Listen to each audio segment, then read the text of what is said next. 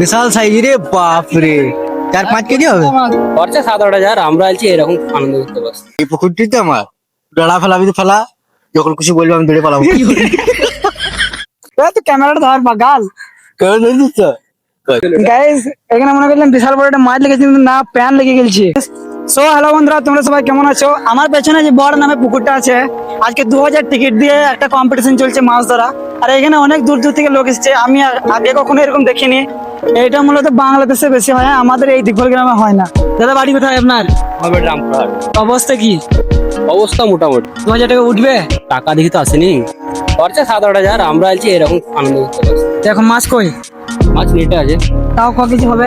কত হবে?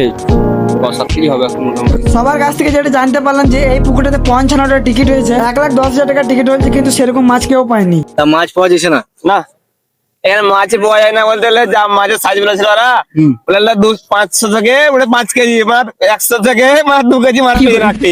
তোরা দেখেই বুঝতে পারছো, অনেক অনেক সব লোকে মাছ বহুত বহুত বহুত মাছ পেয়েছে। কত লাস্ট পেলে সাইজের? 4টা মাছ পেয়েছি। 4টে। কত সাইজে হবে মাছ? একটা 100, একটা 50, একটা 150, একটা 200।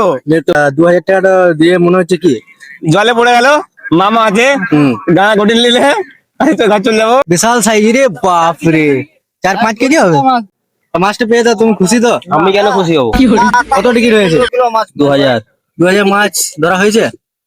একটা মাছ হলে তো কাজই হইতো। 55 টিকিট করেছে, 1,10,000 টাকা।